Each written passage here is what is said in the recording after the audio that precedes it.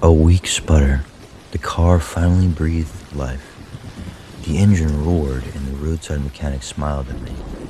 After hours of work, he finally got my car to work. This wasn't the best way to start my weekend getaway, but I wasn't complaining.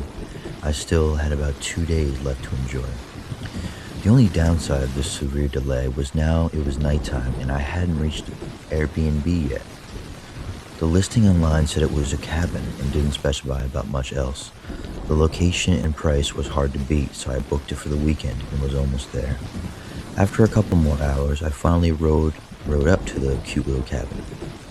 The size of the place was decent, and after walking around, seeing the master bedroom and the bathroom proved to provide plenty of space for my stay.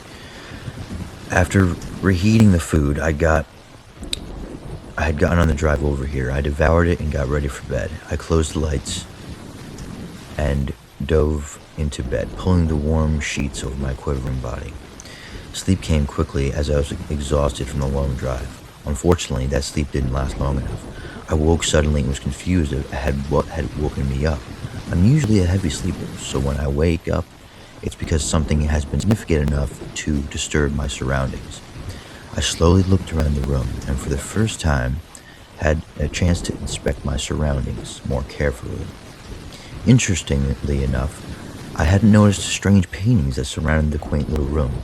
Hung on 2 walls were portraits of disturbing-looking men, wearing grotesque smiles and wide, bloodshot eyes.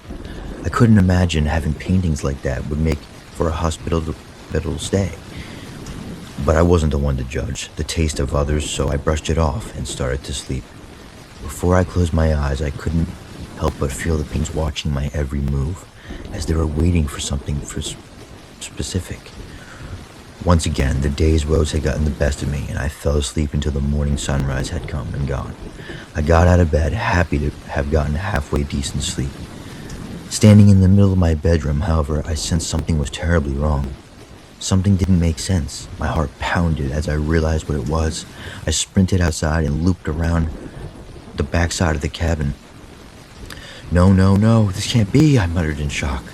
I stood there dumbfounded as I looked at the crystal clear view right into my room. Those weren't paintings I saw last night. They were windows.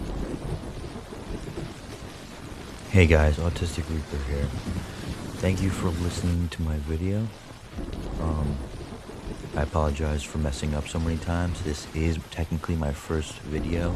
I'm just practicing. But I hope you enjoyed.